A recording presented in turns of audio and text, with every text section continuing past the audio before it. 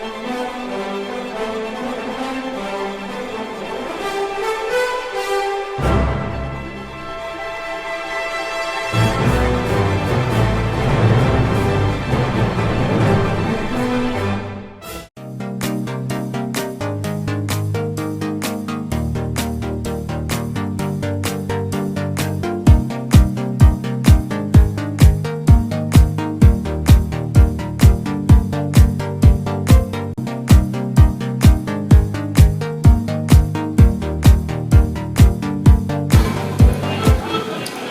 day, everyone.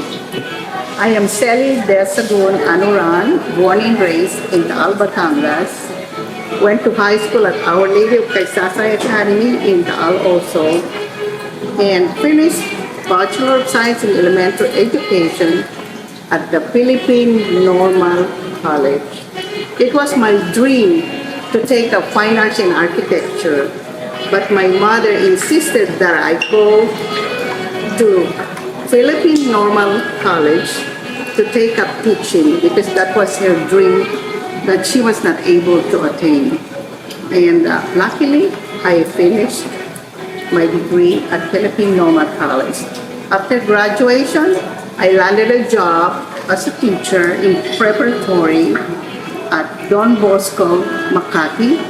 And 4 years later, I moved to the Division of City Schools, Manila, District 3, and I was assigned to be a special English teacher and a special English demonstration teacher.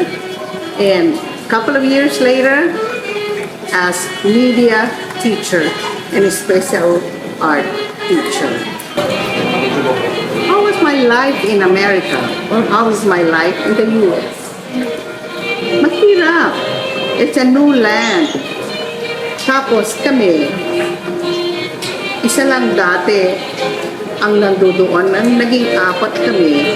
So, there was only one earner for the whole family. It was just my husband. We just came. So, mahirap para sa amin yun, a budget. We have little money to provide for the whole family. But we prayed hard. Our friends have helped us too in so many different ways. So, nakasurvive kami sa simula. And then, tuloy-tuloy na ang pag-unlad ng buhay. Ganyan lagi ang pumupunta sa ibang bansa. You start hard, but you end up with a lot of success. Do I have any regret migrating to the US? Wala akong regret. I think ang pagpunta namin sa Amerika ay isang malaking opportunity to become better in terms of everything. Because sa US talaga, andun ang opportunity. Masipag ka lang. Pero kung hindi ka masipag, ganun ka pa rin. So, we cannot say US is the best place for everybody. Depende what your plans are, what your dreams are, and if you're committed to your plans, then you will become successful. So, no regret ako ang pagpunta sa Amerika.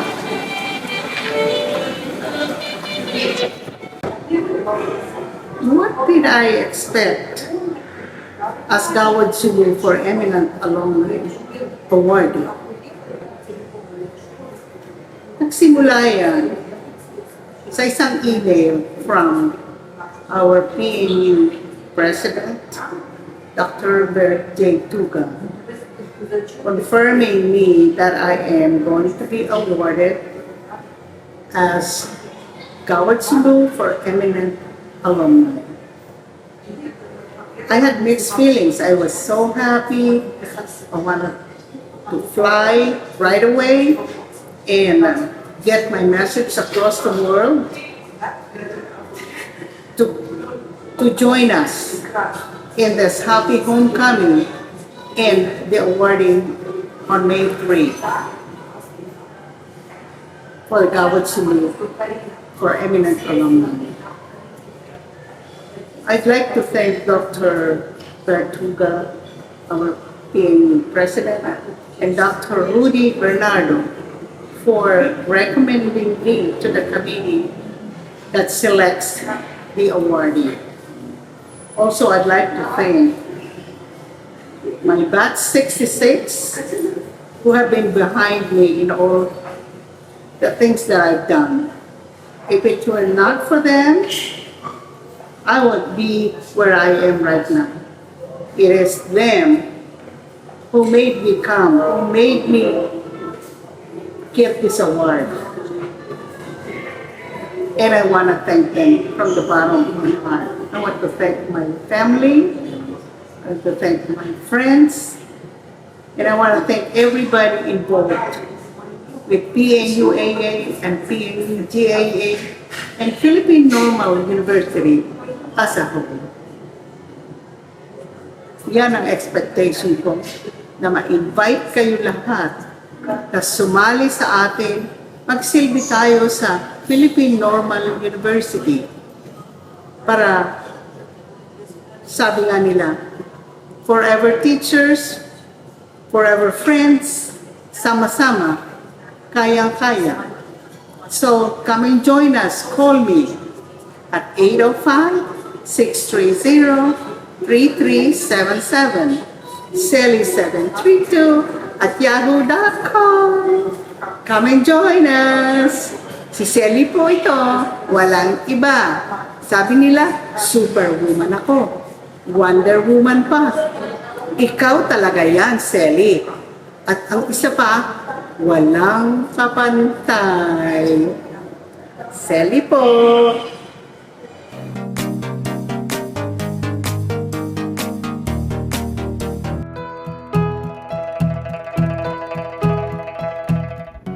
Pagbati po at pasasalamat mula sa inyong lingkod, Margarita Ballesteros, or I am fondly called Director Marge of the Department of Education po.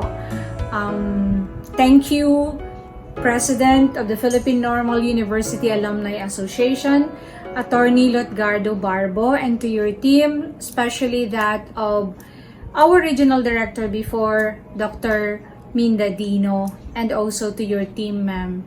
Again, salamat po sa suporta at most especially, thank you for the recognition of the little things that I have contributed not only in the Philippines but also that of our friends and colleagues overseas.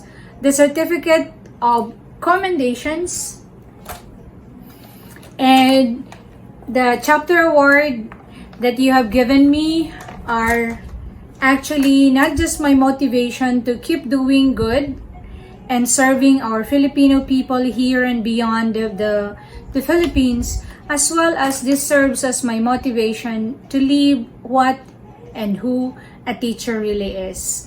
When I was at the Philippine Normal University back in the late 90s or early 90s even, and I did my master's in reading education, I used to see my mentors and teachers at the same time, my professors, like of course, the lady who served as my thesis advisor then, the BP for academics, Professor and Dr. Angelita Romero, and of course, Professor Rene Romero as well as Professor Melcher Tatlonghari, Susan Magabo, Mrs. Gutierrez, Dr. Menjola, and my research and stat advisor, then the late Professor Florentina Grospe.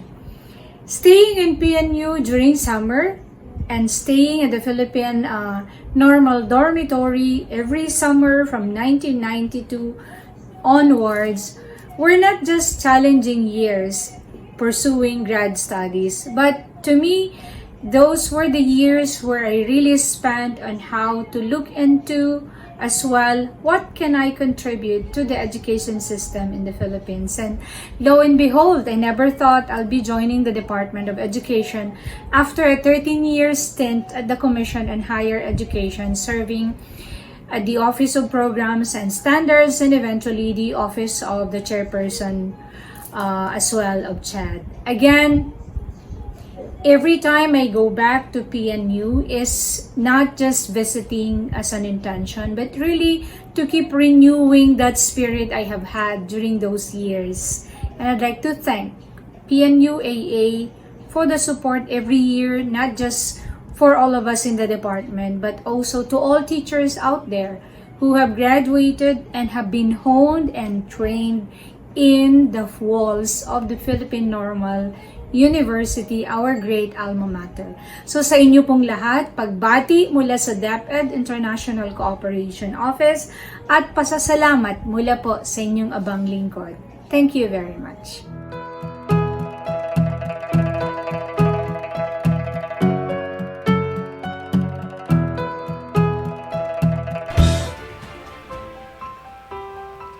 Magandang gabi po sa inyong lahat. Nung minessage po ako ng aking kabatchmate na si Dr. Roland Fronda, sabi niya, pwede ka ba naming i-nominate para sa award na to? Sabi ko sa kanya, wag, kasi marami pang deserving kesa sa akin. Obviously, the stubbornness of Dr. Fronda prevailed, and so here I am today. Okay, but I'm very humbled and I thank you for the trust and confidence. So seriously, thank you very much for this award, PNU Alumni Association. Today, I and other awardees humbly accept the honor that the PNU Alumni Association has given us. Thank you very much. It was in 1990 when I first started my journey in PNC, which then soon became PNU. I was this young girl with hair bangs, di ba, Roland? From the small town of San Jose Occidental, Mindoro. Unsure of many things, awkward, but determined and had so much hope and few simple dreams. My parents have taught me and my sister and my brothers many things. But the words of my father that were imprinted on my mind were, it's important for a person to have dreams. Dreams, along with prayers, were what sustained me. With hard work and opportunity, dreams become your present. Sometimes, some wonderful surprises come along the way, more than what you've dreamed of.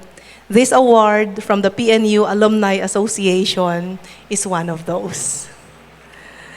I am humbled by this award.